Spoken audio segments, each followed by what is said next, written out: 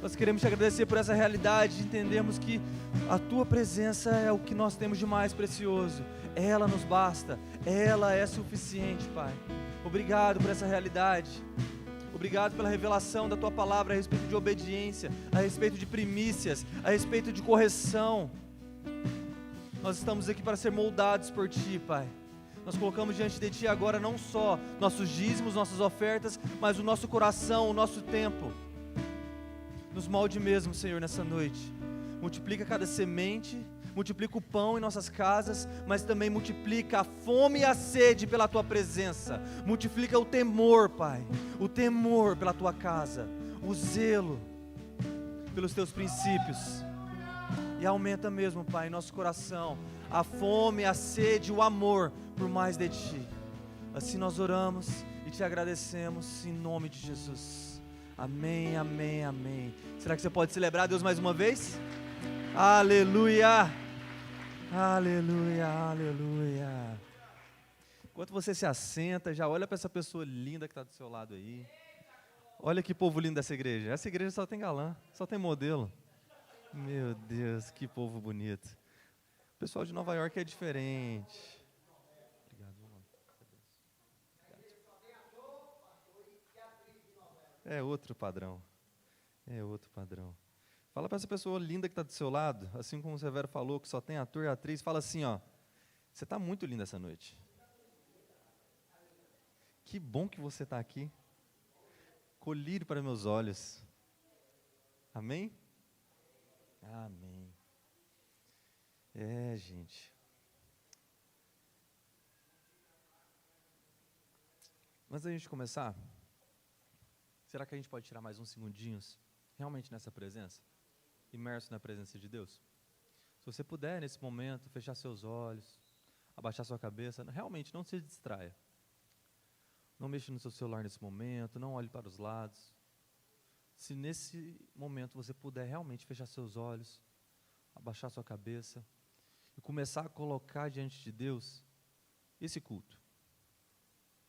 Porque eu não sei se você sabe, não sei se você entende essa realidade, mas esse culto não é para mim, não é para os nossos pastores e nem mesmo para você. Esse culto é para o nosso Deus. Nós estamos levantando aqui um altar de adoração. Nós estamos louvando, não só através de canções, mas nós estamos adorando Ele através das nossas orações. Então tire esses segundos, comece a adorar Ele com as suas palavras. O que você gostaria de falar para o seu pai nesse momento? Coloque diante dele as dificuldades que você talvez tenha. Eu não sei como é que você chegou aqui nessa noite, não sei o que você está enfrentando lá fora, mas eu conheço um Deus que é capaz de lidar com toda e qualquer situação. Eu conheço um Deus que, se não há um caminho, Ele abre um caminho no meio do mar. Ele aponta um destino no meio do deserto. Eu conheço um Deus que Ele faz fogo cair do céu, se for necessário, para manifestar a glória dEle. E é o Deus que está presente aqui nessa noite. Então, nesse momento, coloque mesmo o teu coração diante dEle. Comece a clamar: Pai, eu quero mais de Ti nessa noite. Com as suas palavras, comece a clamar: Deus, eu quero experimentar mais de Você aqui. Eu te dou liberdade, Espírito Santo. Eu te dou liberdade, Espírito Santo. Fala comigo nessa noite. Se manifeste neste lugar. Aqui é um ajuntamento de pessoas que querem glorificar o Teu nome. Nós queremos ver a Tua presença se manifestando no nosso meio, através de cura, através de dons sendo liberados, através de talentos sendo distribuídos, destinos apontados. Nós queremos mais de Ti, Deus. Nós clamamos por mais de Ti, Papai. Mais da Tua presença. Mais da Tua presença. Assim como nós oramos, nós queremos Te amar mais. Até o querer e o realizar vem de Ti. Nós queremos Te querer mais. Nós queremos Te querer mais. Nós queremos Te querer mais. Mais do que tudo. Mais do que nossos prazeres diários. Mais do que o dinheiro. Mais do que nossa própria vida, Pai. Mais do que um jogo de uma Copa. Mais do que um troféu que a gente pode adquirir no nosso dia a dia. Nada se compara com ouvir: servo bom e fiel. Nada se compara com a tua presença, nada se compara com glorificar o teu nome. Então que seu nome seja glorificado nessa noite mais uma vez, Pai.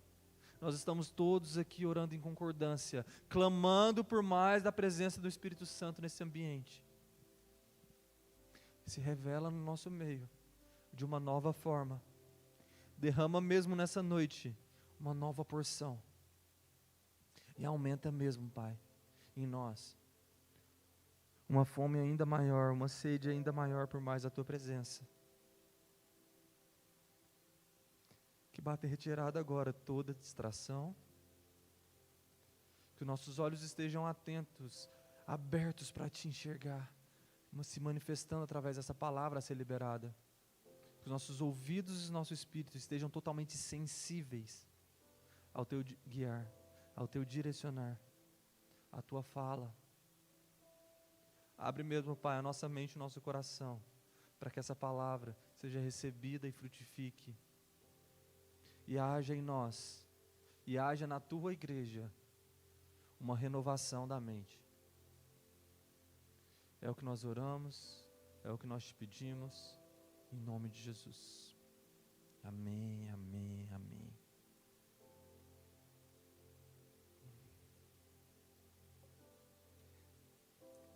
Foi muito bom hoje o culto ter caído bem no dia do jogo. Foi muito bom mesmo. Foi bem engraçado porque eu tinha uma palavra para estar trazendo no dia de hoje, que era bem relacionado a time. A nós, como corpo de Deus, como uma igreja, como filhos de Deus, sermos um time. E eu tinha outro título para essa palavra. Só que coincidiu com a vitória do Brasil e o título acabou ficando, o time que vence. Glória a Deus por isso. Que continue assim, em nome de Jesus. Que seja o time que vence. Mas quando a gente pega um campeonato como a Copa do Mundo, para você entender melhor aonde a gente vai chegar aqui, é um campeonato no qual só tem um vencedor. Por mais que tenha um prêmio para o segundo lugar, por mais que tenha, até mesmo, por mais ridículo que pareça, uma disputa pelo terceiro lugar, ainda assim só existe um vencedor. Só existe um time que vence no final. E quando essa palavra começou a ser gerada no meu coração, passou pouco tempo, eu estava mexendo no celular e apareceu um Reels para mim, de um podcast muito bom, onde tinha um cristão e um ateu. Um cristão e um ateu. E eles estavam conversando, eles não estavam brigando nem discutindo, eles estavam conversando. E foi muito legal porque o cristão virou para o ateu e falava assim: cara, as nossas vidas são muito semelhantes. Você é um cara muito gente boa, e eu também me considero um cara bem gente boa. Você é um cara feliz com a sua vida, correto? Eu também sou feliz com a minha vida. Eu te conheço e sei que você é um bom esposo. Eu também sou um bom esposo para minha esposa. Nós dois temos uma boa carreira profissional. Basicamente, até chegar na nossa morte, a gente estaria praticamente empatado. Seria mais ou menos semelhante o nosso estilo de vida. Não é porque que você é ateu que você não está seguindo princípios, pelo contrário, tem muitos ateus que seguem mais princípios que muitos cristãos.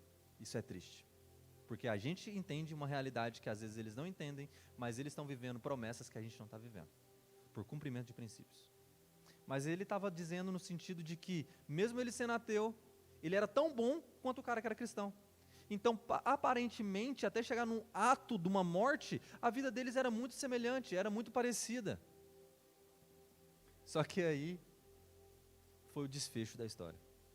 O cristão vira para o ateu e fala assim: mas, se eu estiver certo de tudo que eu acredito, se eu estiver certo que existe uma vida eterna, que existe um Deus que se fez carne e morreu para me salvar, que está comigo aqui agora e o tempo todo, diante de toda e qualquer situação que eu enfrente, se tudo isso que eu acredito for verdade, você está perdendo muito, mano. Você é muito gente boa para ficar de fora. Ele falou desse jeito para o ateu. Você é muito gente boa para ficar de fora.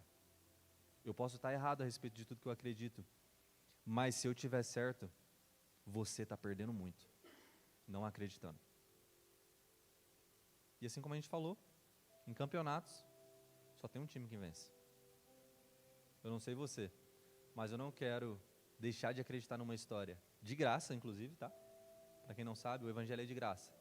Não é porque a gente fala a respeito de ofertas, não é porque a gente fala a respeito de dízimo, que você está comprando a sua salvação, pelo contrário.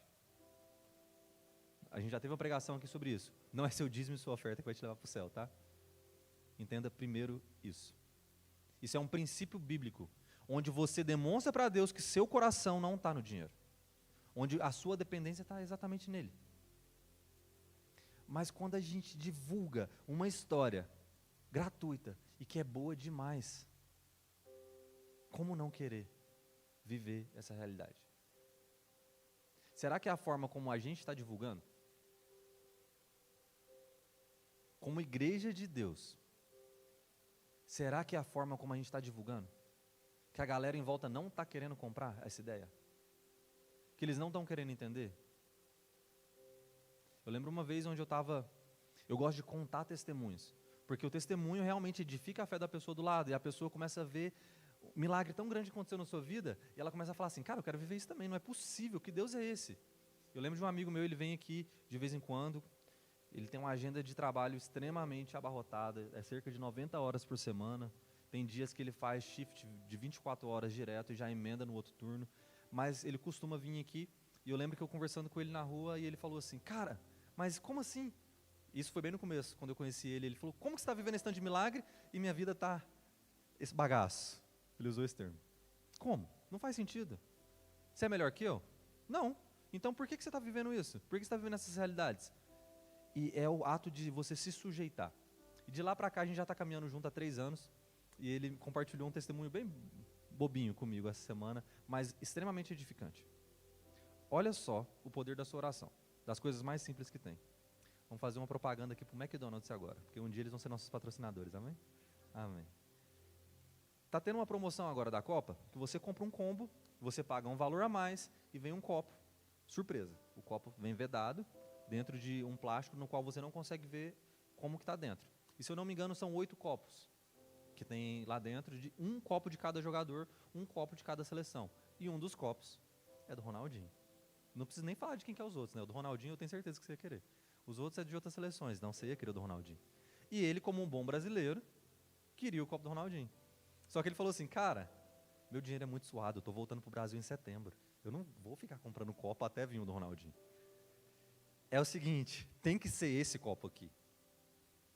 E ele falou assim, cara, ele é bem lá de São Paulo, bem assim, o sotaque dele, ele falou assim, mano, Deus é muito 1000 grau, eu confio nele.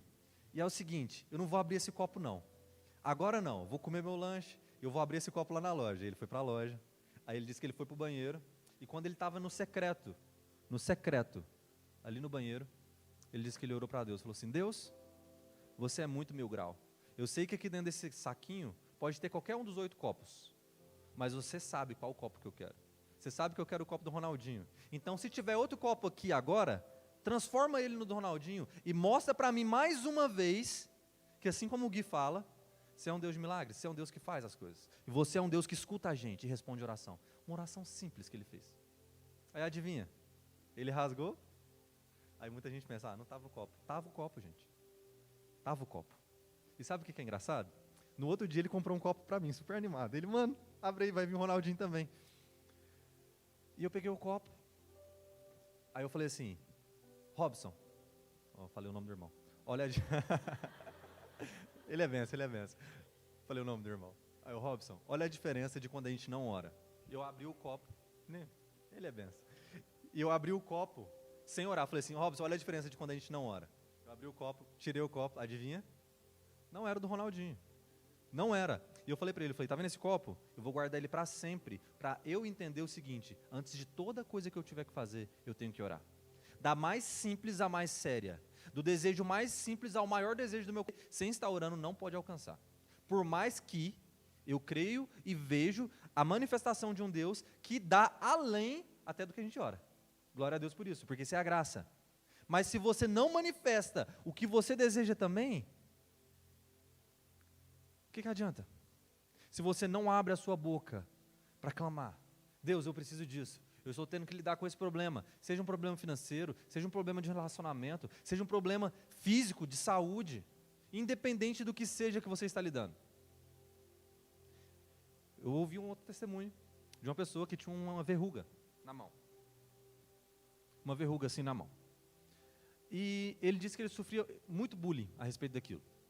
Ele era novo, cresceu num ambiente no qual as crianças faziam bullying com ele por conta daquela verruga. E era só uma verruga assim na mão. E ele disse que ele começou a orar para a verruga cair e sumir. Só que ela era bem grande, não era uma daquelas que você tinha que colocar uma substância para congelar e ela cair. Era só algo com cirurgia. E mesmo assim ele começou a orar a respeito daquilo. E ele disse que ele orou por 3 anos. E ele disse que tinha dias que ele orava com raiva. Ele, Deus, você não está me escutando, hoje eu não vou orar, por que você não está me ouvindo? Ele disse que ele cansou de orar. Mas eu nunca vi pessoas que perseveram em oração não terem suas orações respondidas. Nós temos testemunhos de pessoas aqui que oraram 20, 10, 15, 30 anos, e hoje estão vendo a promessa de Deus se cumprindo. Por quanto tempo você está orando, ou melhor, por quanto tempo a mais você consegue orar, clamar, pedir, insistir, para ver a promessa se cumprir? Se depender disso, para o seu time vencer, se depender da sua oração, qual está sendo o seu caminho hoje? E, by the way, nada disso estava escrito aqui, tá? Então, deve ser para alguém mesmo, e se não for para ninguém, é para mim. O quanto você confia em Deus é revelado até mesmo do quanto você ora para Ele. Se você já desistiu de pedir, é uma coisa. Agora, se você não está pedindo porque você talvez acha que Ele não vai fazer, é outra. Lá em casa eu tenho uma frase que eu falo muito para a Elisa. Ela fala assim, amor, vamos orar sobre isso. Já está orado. Eu falo muito isso para ela. Já está orado. Vamos orar de novo.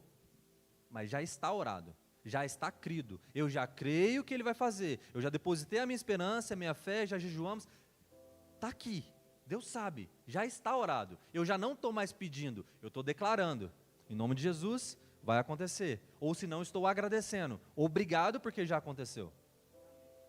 A gente não está aqui para mendigar promessa, a gente não está aqui para mendigar nem mesmo a presença de Deus, porque ela é disponível para a gente. Então quando a gente começa um culto, e fala, gente, ore, clame pela presença do Espírito Santo. Clame por mais dele nessa noite, pela manifestação do poder dele. É porque realidades que a gente está vivendo espiritualmente, de sendo batizado com o Espírito Santo, de recebendo talentos, de recebendo destinos e tudo mais, a gente quer isso para todos. Assim como a gente falou, só tem um time que vence. E esse aqui é um time também. Tem um time que é lá em casa. Tem um time que é na casa dos pastores, tem um time que é na casa da Natália, na casa do Mário. Cada um de vocês fazem parte. Na família de vocês é um time. Mas quando a gente está junto aqui, ó, a gente está para a guerra. A gente é um time aqui também. Um time de voluntários, um time de líderes, um time pastoral, um time de igreja de Deus. Não existe time que funciona se ele joga um contra o outro. Nessa hora não vai ter amém de jeito nenhum, porque aqui não tem ninguém que joga um contra o outro, não tem. Mas não existe time que dá certo se a gente não joga em apoio. Quando a gente assiste um jogo desse, eu estava conversando com o Neto, com o Joab aqui agora sobre o jogo, a gente vê um posicionamento diferente do Brasil, dos últimos jogos. Um Brasil onde ele estava atacando até mesmo para roubar a bola na defesa do outro time. E esse tipo de posicionamento causou quase vários lances de gols. Porque eles entenderam que é uma estratégia. Como que você vai fazer uma estratégia com a pessoa do seu lado, sendo que existe conflito não resolvido? Sendo que existe inveja? Sendo que existe discussão? Sendo que existe fofoca? Sendo que existe tantas coisas? Nós somos um time, e para a gente glorificar o nome de Deus, juntos, porque a gente consegue glorificar sozinho, diante de várias formas, mas juntos, de uma forma global, de uma forma para as nações, de uma forma maior do que a gente quer fazer, é juntos. Tem que gerar um entendimento, tem que ter uma renovação da mente, na qual a gente entende, eu estou com você está comigo, e a gente está junto, e vamos fazer acontecer. Aconteceu algum problema aqui? Gente, vem cá, vamos sentar aqui, vamos conversar, vamos resolver. Mas não vamos deixar nada pendente. Como um time, a gente joga junto, cada um na sua posição. Foi lindo, 3-0 para o Brasil, mas a gente tinha um goleiro lá atrás também. Ele quase não atuou, mas 2, 3 bolas que foi nele, ele pegou. Teve uma bola ali que se ele não tivesse lá atrás, era 3-1. Cada um tem a sua função dentro de um time. Cada um tem a sua responsabilidade, cada um tem a sua posição. Eu não sei qual é a sua hoje, talvez você não se encontre dentro dessa igreja em alguma posição. Quero te fazer um convite, vem fazer parte. Você é mais do que bem-vindo para fazer parte do time de voluntários, para fazer parte dessa igreja como membro. Ou se você não quer se envolver ainda, cara, você é mais do que bem-vindo para sentar na nossa mesa, vamos tomar um café, vamos conhecer melhor a sua história, vamos ter um tempo de mesa junto. Eu tenho certeza que tem tanta coisa que a gente pode aprender com você. Como um time, se a gente compartilha testemunhos e o que Deus tem feito em nossas vidas, a gente cresce junto. A nossa fé é edificada. A gente pode orar um pelo outro. E hoje, quando a gente entra nessa realidade, a gente começa a ver que tem vários cristãos que estão vivendo com Mateus. Eu amo esse tipo de exemplo que eu tinha visto o André Fernandes mencionando um tempo atrás, de ateus não praticantes. Isso é estranho, né? Como que existe um ateu não praticante? É igual um católico não praticante, é igual um cristão não praticante. Um ateu não praticante nada mais é do que um cristão que acredita em Deus, mas vive diariamente como se ele não existisse. Mas acredita, tem um Deus. Ah, Deus, você é bom demais. Ou se não, procura Deus. Nossa, Deus, eu estou tão desesperado, você tem que me socorrer agora. É só nessas horas. Aí o resto dos dias que está tudo bem? Fica aí, Jesus, eu vou ali fazer minhas coisas erradas. Fica aí, Espírito Santo, eu vou ali na minha baguncinha. Eu vou ali passar a perna no outro. Eu vou ali ser mau caráter, dentro da igreja e fora. Eu vou ali ver pornografia. Eu vou ali discutir com o irmão, independente do que seja. Ignora a presença de Deus e vive como se Ele não existisse. Não coloca Deus nem mesmo nas decisões simples, como a de um copo que deseja. Até mesmo nas decisões mais complexas, como fechar um apartamento, como aceitar uma vaga de trabalho. Ah não, mas eu estava orando por um trabalho. Esse é o trabalho de Deus. Será? Deus te falou ou só foi a oportunidade que surgiu depois de você entregar 50 currículos?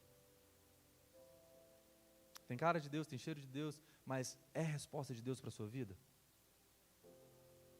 Vou tomar uma água enquanto você pensa. Como tem sido o seu relacionamento com Deus?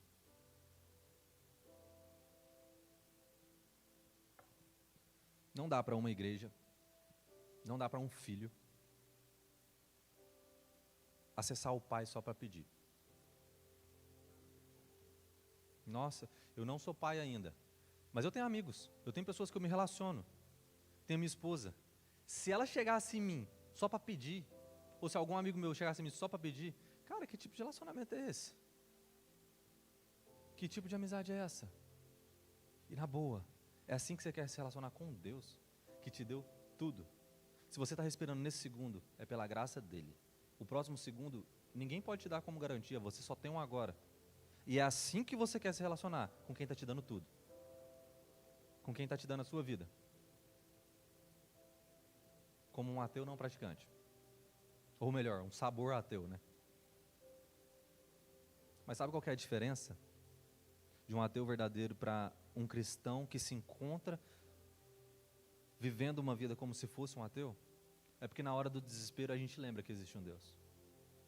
Mas e se diariamente a gente vivesse da manhã à noite, como se Ele está realmente com a gente? Como se Ele está aqui agora? Será que a gente se portaria da mesma forma? Não é porque tem ou não um pastor aqui dentro, que a sua postura tem que mudar, me desculpe.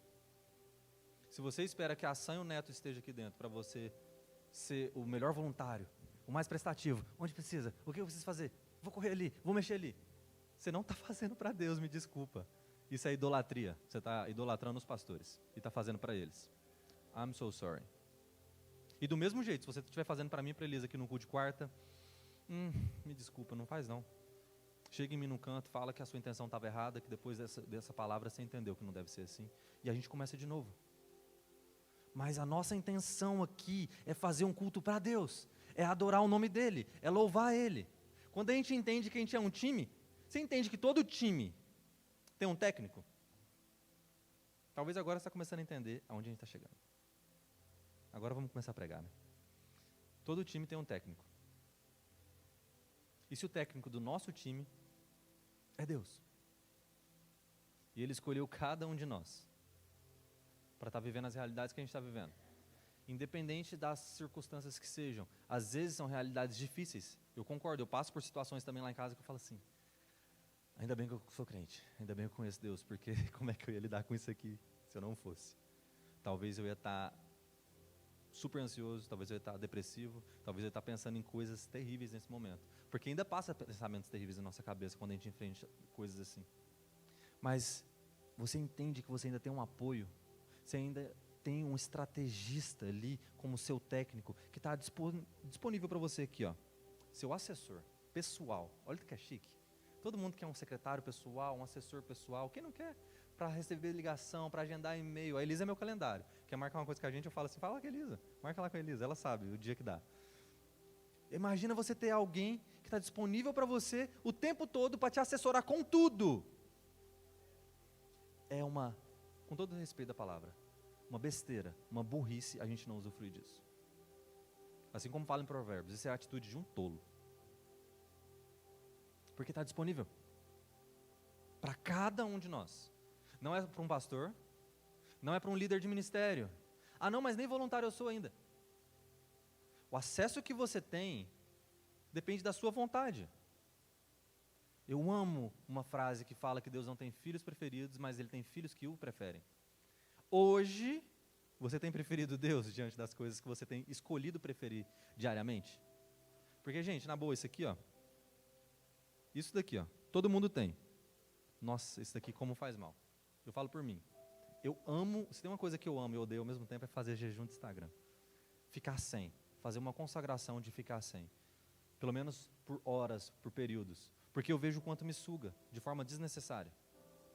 O quanto eu dedico meu tempo aqui sem perceber. Atrás de dopamina barata. Um fast food de dopamina. Que passa e nunca sacia. Mas não teve um momento na minha vida onde eu parei para me deleitar na presença de Deus, onde eu não fui saciado. Onde Ele não me acrescentou de alguma forma. Você entende, tipo, que o Espírito Santo como uma pessoa, ele se entristece às vezes quando a gente ignora Ele. E a gente não percebe que a gente tem feito isso. A gente tem menosprezado, a gente tem sido negligente com a presença do Espírito Santo. E Ele é aquele que está mais interessado em fazer com que o nosso time vença. Quando a gente coloca que Deus é o nosso técnico, Ele está à frente do time. Ele é o maior interessado em fazer com que o nosso time vença. Só que a gente também tem que se permitir, porque se Ele dá um direcionamento, assim como para os jogadores que a gente estava falando, vai pela direita, aperta lá na frente, e eles não fazem, eles não estão seguindo o direcionamento. Muito possivelmente eles não vão obter o mesmo resultado. Como tem sido na nossa vida? Porque todo técnico, ele é aquele que organiza o time, mas ele também é aquele que escolhe o time. Só de você estar aqui hoje, eu olho para a cara de cada um de vocês e sei que vocês são escolhidos. Glória a Deus que todo mundo aqui já aceitou Jesus. Isso é uma bênção, cara. Isso já é um privilégio. E quando eu falo que você é escolhido, é porque você é escolhido. Vamos começar pelo começo. É uma pequena parte da população que realmente entende a realidade que você entende, de quem é Jesus. Tem muitas pessoas que não entenderam ou não ouviram esse nome ainda. Vamos começar por aí. Você tem acesso à tecnologia, a uma boa alimentação, boas roupas, uma saúde. Se você está aqui agora, pelo menos com saúde de conseguir vir até aqui, você tem. Eu não sei se você está com uma saúde delicada, mas se você está aqui, já é melhor do que muitas pessoas que não conseguem estar aqui. Já é muito para agradecer. Então sim, você é escolhido. Deus tem um propósito muito grande para a sua vida. E quando a gente entende que a gente é escolhido, a gente tem que parar para analisar, porque não é sobre quem nós somos, mas é sobre quem nos escolheu. E quando a gente para analisar a respeito da palavra técnico, é alguém que tem conhecimento prático de algo, ele é um perito, um especialista. Você não poderia ter um técnico melhor para a sua vida hoje do que o próprio Deus. Porque Ele não só te criou, Ele criou tudo o que existe. Vai no Central Park, vai olhar a natureza. Essa semana a gente foi na praia, cara, e eu lá, teve um momento que eu fui andar sozinho na orla assim, e olhando aquele mar, aquela imensidão, você não vê fim na água. Eu pensando, cara, Deus colocou limite nisso. Ele separou o céu da água.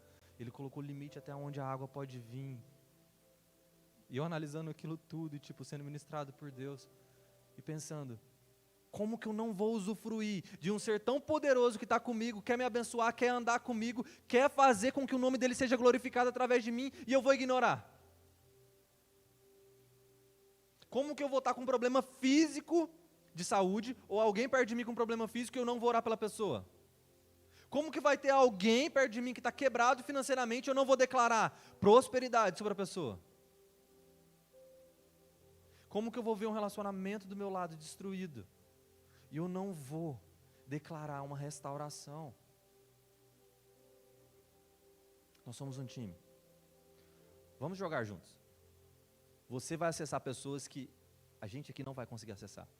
É por isso que você é escolhido, para estar aonde você está. Talvez você não queria estar mais no trabalho que você está, mas será que pelo menos lá, o pessoal sabe que você é crente? Ou você é um agente secreto, disfarçado lá? Ninguém nem sabe que você é crente. Será que eles, quando olham para você, eu não estou dizendo que você tem que usar um terno e carregar uma Bíblia, não é isso. Será que você reflete Jesus naquele ambiente? Assim como a gente falou, será que a gente tem feito uma boa propaganda do nosso time? Mas vamos falar um pouquinho aqui de Bíblia. Se você está com sua Bíblia aí, abre lá em 1 Coríntios, capítulo 1, do 26 ao 28.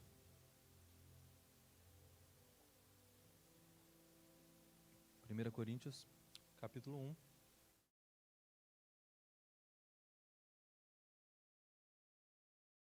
Também. 1 Coríntios, capítulo 1, do 26 ao 28.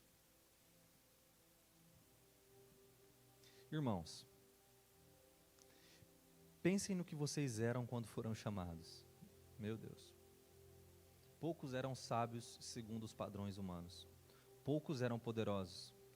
Poucos eram de nobre nascimento. Mas Deus escolheu os que são loucos para o mundo a fim de envergonhar os sábios, e os que são fracos para o mundo a fim de envergonhar os fortes. Deus escolheu as coisas insignificantes do mundo, os desprezados, e as coisas que não são, para invalidar as que são, a fim de que ninguém se vanglorie diante dele. Eu falei que nós somos escolhidos. Glória a Deus por isso. Literalmente glória a Deus, porque isso não é sobre você. Nossa, mas não é mesmo sobre você. Quando você cura alguém, não é sobre você. Quando você leva uma palavra profética transformadora, não é sobre você. Quando você faz uma ministração aqui em cima e o pessoal gosta, não é sobre você. Entenda que é sobre Ele. É tudo dele, é tudo para Ele. Quando você entender essa realidade, você vai deixar de olhar para si próprio, para entender que você tem que olhar para Ele. Porque é sobre a glória dele, não sobre a nossa. Pelo contrário, assim como falou aqui, quantos de nós eram sábios, nobres, poderosos quando a gente foi chamado? Aqui fala, pensem no que vocês eram quando foram chamados. Eu não gosto nem de pensar como que eu era quando eu fui chamado. Eu ainda não sou nem um pouco bom hoje, imagina como eu era antes. Como que você era quando você foi chamado? Nós estamos num processo constante de melhora. Tem que ter melhora, tem que ter progresso. É normal que no meio do caminho, às vezes você tenha algumas falhas. Mas aprenda com elas. Não persista nelas. Quantas vezes você pisou na bola, nossa, no mesmo ponto, meu Deus. Não dá mais. É tempo da igreja de Deus acordar. É tempo dos filhos de Deus amadurecerem. Não dá para a gente persistir nos mesmos erros. Todos vocês que estão aqui praticamente, são pessoas que estão com a gente há muito tempo. Começa a refletir. Você tem persistido nos mesmos erros? Porque eu sei lá em casa, tá? Quando eu persisto no mesmo erro, a Elisa fala assim, ó.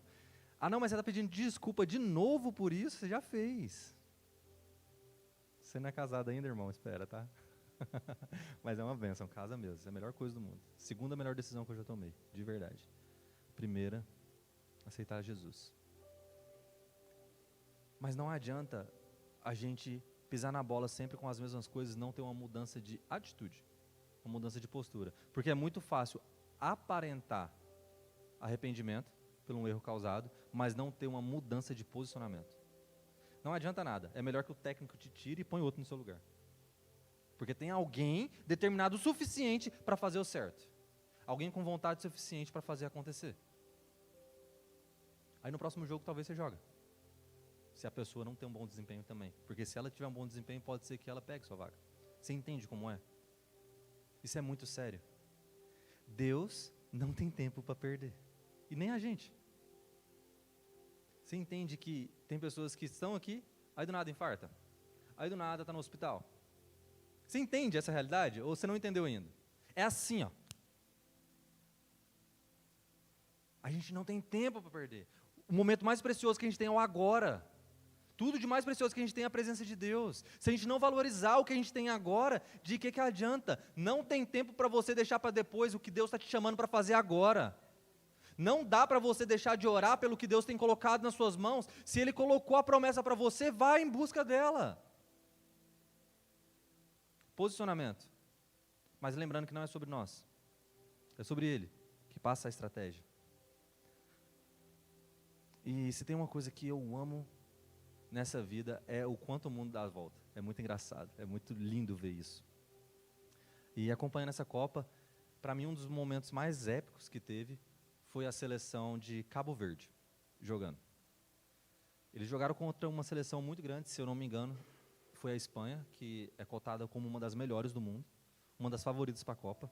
E o país deles tem cerca de 500 mil habitantes. 500 mil habitantes de Cabo Verde. Fica ali próximo da região da África. E talvez você nunca tinha ouvido falar sobre esse continente, sobre esse país, sobre essa região. E durante o jogo, a seleção que estava entrando ali para arrebentar, não conseguiu marcar nenhum gol. Nenhum gol. Por causa de um goleiro que estava ali atrás, determinado que ele ia fazer o jogo da história dele. Aí eu fui pesquisar um pouco sobre esse goleiro, porque ele virou uma estrela depois dessa partida. Quando ele foi convocado, eu tinha visto que ele foi convocado pelo LinkedIn. Vamos começar por aí. Vamos começar por aí. Uma contratação, uma seleção a respeito num site de anúncios de emprego. Ok, primeiro ponto. Ele tem 40 anos de idade, tá? Muitos jogadores, eu não sei se vocês sabem, costumam parar por volta de uns 30 e pouquinhos. São poucos que têm um ritmo de continuar até uma idade tão avançada como essa. 40 anos. Mas ele não vivia realmente de futebol, ele não tinha condição, então ele fazia bicos, se eu não me engano, como eletricista. Aí beleza. Ele veio para os Estados Unidos para participar da Copa. Glória a Deus por isso. Olha que testemunho. Uau! Já é muito grande, não é? Amém. Deus é muito bom. Ele não pôde trazer a mãe dele por condição financeira e também porque ela não tinha um visto. Se você está aqui e você veio de formas legais, você sabe que não é tão fácil ter um visto. E se você veio de formas ilegais fazendo triatlo, você sabe que é mais difícil ainda. Então, amém também por isso. Ele não conseguiu trazer a mãe dele. Só que ele fez uma partida tão sensacional que o pessoal mobilizou a respeito da história dele. Ele passou simplesmente de um cara famoso na cidade, entre aspas, porque depois que ele entrou na seleção, quem que é isso? Quem que é esse cara? Ele teve 40 mil seguidores. Já é muita gente, meu Deus, 40 mil. No final do jogo, ele estava com mais de 1,5 milhão. Ele bateu no mesmo dia mais de 3 milhões. Hoje ele já está com mais de 15 milhões. Grandes marcas tentando brigar por patrocinar ele. Um cara que mal tinha patrocínio. Mas o desfecho dessa história é, ele estava com 40 anos de idade. Talvez se ele olhasse para a vida dele e pensava, pô, não olhando para o time de Cabo Verde, mas para o time dele. O apelido dele é Vozinha. Se ele olhasse para a vida dele e falasse assim, cara, meu time, minha vida com 40 anos de idade, trabalhando em 2 empregos, nunca consegui ganhar nada realmente no futebol, nossa, é isso, né? Não vai dar para mim, não. Minha vida se resume a isso mesmo. Se ele tivesse pensado dessa forma, tivesse desistido, onde é que ele ia estar hoje? E se você tivesse desistido, onde é que você estaria hoje também? Só que aonde Deus ainda pode te levar, se você ser persistente, se você continuar confiando, se assim como a gente falou, você continuar orando, se você continuar se colocando à disposição de viver o que Ele tem para você, aonde Ele pode te levar? E para mim, a parte mais incrível dessa história dele é que no último jogo, a mãe dele estava aqui, nos Estados Unidos, assistindo. E não foi por conta apenas de dinheiro. Olha para você ver. Eu não sei se você tem hoje algum parente que está sem documento. A gente já teve essas realidades aqui. Eu não sei se você é a pessoa que está sem documento hoje. Vamos colocar nessa realidade. Eu não sei o que te impede de ir e voltar desse país ou de ter acesso às pessoas que não podem te acessar hoje. Da sua família, seus amigos. Ele também tinha realidades tão dificultosas quanto a sua. Depois que ele brilhou em campo, depois que ele fez o papel dele com excelência, as autoridades do governo, a FIFA, que é a Federação do Futebol, se mobilizou e organizaram um visto para a mãe dele. Você já tirou um visto um dia na sua vida? Você sabe que não é em uma semana que resolve. Desculpa, não é. O dele foi. Eu já vi uns que foi no mesmo dia. Quando Deus aponta o caminho, a direção, Ele é a provisão. Se você chegou até aqui numa cidade tão querida, numa cidade tão amada, onde todo mundo quer vir aqui pelo menos para pisar na Times Square uma vez e depois se arrepender porque lá não é tudo isso. Mas você está aqui e não está valorizando o que Deus tem colocado na sua mão. E eu falo por mim, porque tem hora que eu estou assim na rua, na correria, aí do nada eu sinto o Espírito Santo falando assim, calma. Eu guardo o celular no bolso, eu posso estar atrasado, eu cruzo os braços e vou analisar onde eu estou. Eu vou ouvir uma sirene e eu falo, nossa Deus, obrigado por esse barulho. Obrigado porque um dia eu escutei isso em filme e hoje eu estou escutando isso aqui. Obrigado porque hoje eu posso abrir os olhos e desfrutar dessa cidade. Obrigado porque hoje não só materialmente falando eu estou muito melhor do que 3 anos, mas hoje vendo espiritualmente o que o Senhor tem feito na minha casa, eu tenho que parar para desfrutar. Eu tenho que parar para ver que diariamente o nosso time está vencendo.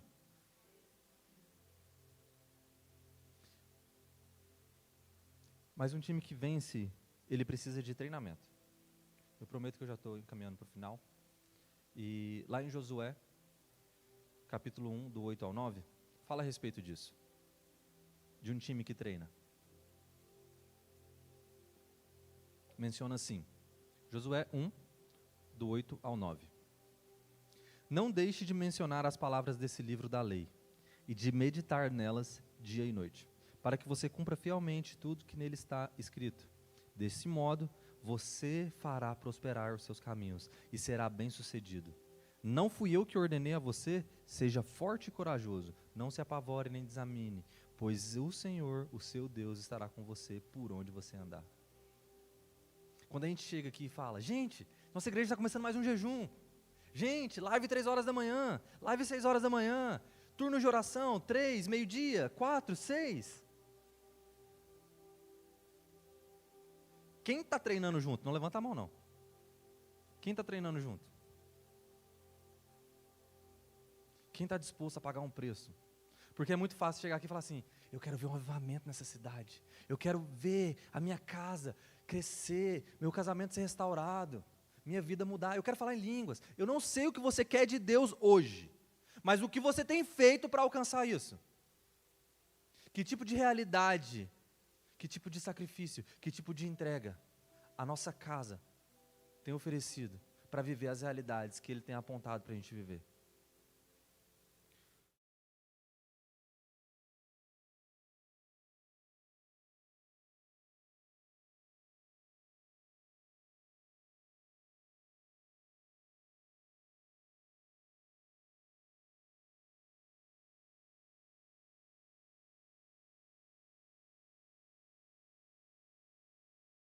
Onde cada um está fazendo por si só. Quando você entende a realidade do que significa ser um time, você entende que não é sobre você. É sobre um conjunto de pessoas fazendo aquilo acontecer. Então todos na mesma intensidade querem aquele resultado.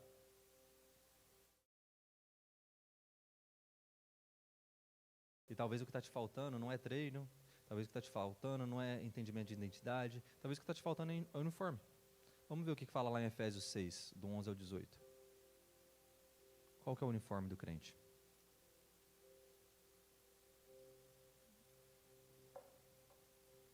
Efésios 6, do 11 ao 18. Vistam-se de toda a armadura de Deus, para poderem ficar firmes contra as ciladas do diabo. Pois a nossa luta não é contra sangue e carne, mas contra poderes e autoridades, contra os dominadores desse mundo, de trevas e contra as forças espirituais do mal nas regiões celestiais.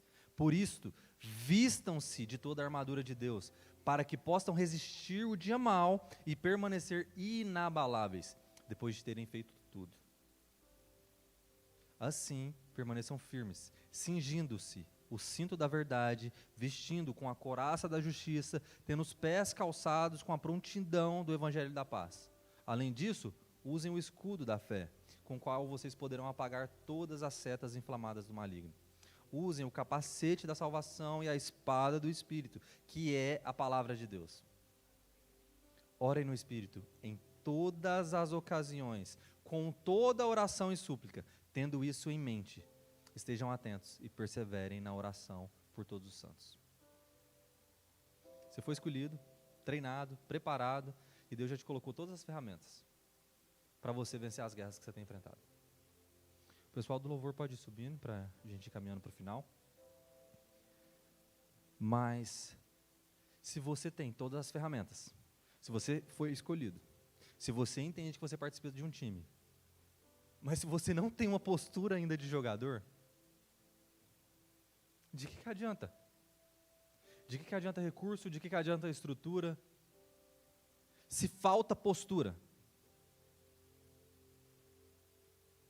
se falta posicionamento da nossa parte. Assim como a gente falou, está tudo bem a gente ser improvável. Está tudo bem a gente não ser o mais capacitado. Está tudo bem que está todo mundo aqui em busca de um amadurecimento e de um crescimento. Está tudo bem. Como time, a gente está buscando a mesma coisa, a vitória. Só que a gente tem que vencer contra a gente mesmo. Eu ouvi uma pessoa falando que de todos os demônios que ele já enfrentou na vida, a maior dificuldade que ele teve foi enfrentar ele mesmo. E como isso é verdade? Você tem conseguido vencer você mesmo?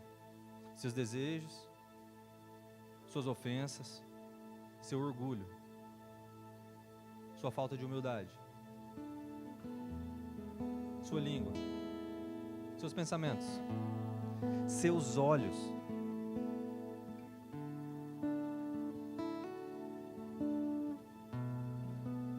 Eu estou te convidando essa noite para você entender realidades de um time onde ele tem o melhor técnico, onde ele tem a melhor estrutura, onde ele tem as melhores ferramentas, o melhor equipamento, mas por incrível que pareça, ele é um time que só vence.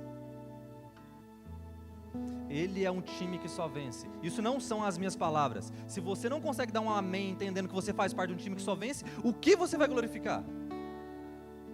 O que você vai glorificar? Se eu digo para você que você só vai vencer se você faz parte verdadeiramente desse time. Porque quando fala na palavra que todas as coisas cooperam para o nosso bem, são todas, não são algumas. São todas, independente das difíceis, independente das que você não gostaria, independente das ruins. Mas quando a gente lê lá em Romanos, do 37 ao 39, que fala: mas em todas essas coisas somos mais do que vencedores por meio daquele que nos amou. Em todas essas coisas somos mais do que vencedores por meio daquele que nos amou. Pois estou convencido de que nem a morte, nem a vida, nem os anjos, nem os demônios, nem o presente, nem o futuro, nem poderes, nem altura, nem profundidade, nem ninguém em toda a criação será capaz de nos separar do amor de Deus, que está em Cristo Jesus, o nosso Senhor. Em todas as coisas somos mais do que vencedores. Em todas as coisas somos mais do que vencedores. Em todas as coisas somos mais do que vencedores. São todas, não são algumas. Será que enquanto a gente vai encaminhando para o final aqui, você poderia trazer na sua memória agora, de olhos fechados para você não se distrair, você poderia trazer na sua memória que tipo de luta você tem enfrentado, que você não tem se portado da forma como Deus espera que você se porte? Que tipo de desafio tem surgido na sua vida, na sua rotina, nessa estação, que você ainda não tem conseguido lidar? Que tipo de falha pessoal você tem sido repetidamente falho? O que precisa ser mudado no seu time para que você alcance a vitória? Porque a vitória está disponível para você. Em todas essas coisas nós somos mais do que vencedores. Você é escolhido. Você está no lugar certo, na hora certa, com as pessoas certas. Você tem as ferramentas certas. Você tem o acesso à pessoa certa, que é a presença do Espírito Santo. O que te falta? O que te falta? Eu te digo, não te falta nada. Não te falta nada.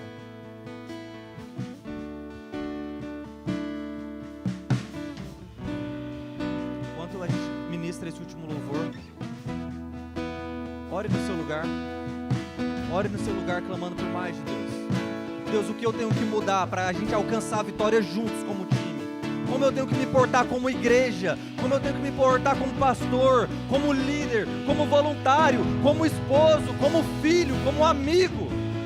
Qual tipo de postura você espera de mim, Espírito Santo, em relação às coisas que você tem colocado em minhas mãos? Eu quero ser vitorioso contigo. Como eu faço para alcançar essa vitória? Me mostra, me direciona como um técnico, me conduz à vitória, porque eu não quero continuar perdendo, eu não quero continuar falhando. Será que você pode orar nessa noite nesse sentido? Uma oração daquele que cansou de perder, mas que está disposto a mudar o que for preciso, a usar as ferramentas necessárias para alcançar a vitória, para alcançar a promessa, para viver o propósito de Deus para a sua casa, para a sua vida, para essa igreja e para essas nações. Pai, eu declaro em nome de Jesus, eu declaro em nome de Jesus, o Senhor nos conduzindo, o Senhor nos direcionando, o Senhor nos enchendo da Tua presença, nos mostrando o que tem que ser mudado, trazendo revelação, corrigindo, assim como foi falado, para que a gente seja obediente, para que a gente seja moldado ao Teu caráter, Espírito Santo, para que a gente te glorifique diariamente com a nossa vida. Se nós oramos, Pai, em nome de Jesus.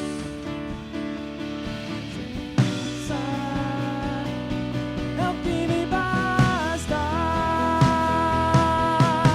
E quem sou eu sem teu amor, Senhor? E se eu não tenho a ti, não tenho nada, nada eu serei sem ti, Senhor.